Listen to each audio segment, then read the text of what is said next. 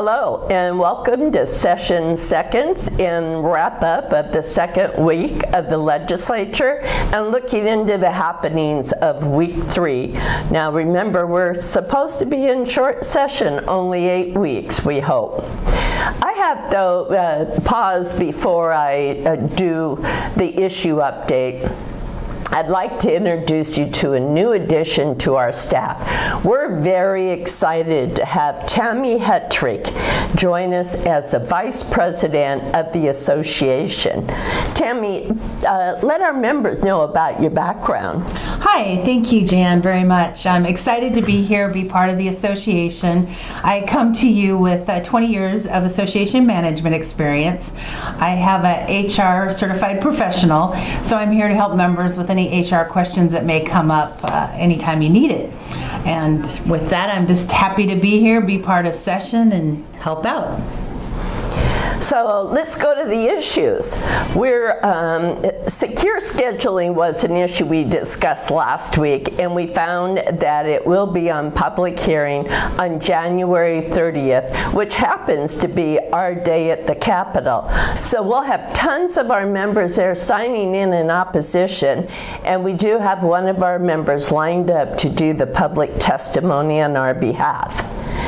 Also, data privacy has been a big issue this week, and our lobbyists are working to get an exemption for the retail industry in that bill. So we're working hard on your behalf so you don't get tangled up in a lot of paperwork. And we've got many bills that the trial lawyers and the labor community have introduced to expand unemployment insurance, worker comp, all types of employment standards. And this week, Tammy testified on our behalf on one of those important bills. Yes, thank you. So House Bill 2409 is a bill that increases penalties in workers' comp. Huge concern because it also adds additional penalties on record keeping. So they're really tying state fund employers into what used to just be a self-insurance regulation. So we testified in opposition to this. It multiplies it 3 times what it was. So from $500 to $1,700 starting off in penalties. So we'll continue to monitor this and keep track of it for you as it continues on. Thank you, Tammy. So we also, for our pharmacies, we're working on the pharmacy benefit manager regulation. We're trying to get those PBMs highly regulated in our state because of their abusive actions against our pharmacies and charging them fees far after the final sale to the consumer.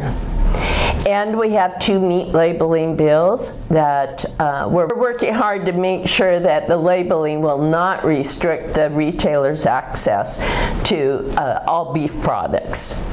And finally, I'd like to give you good news that WFIA joined an AWB coalition to file a lawsuit against the governor and the Department of Ecology a couple years ago because they came out with this extraordinarily abusive Clean Air Act rule, and the legislature had just rejected it.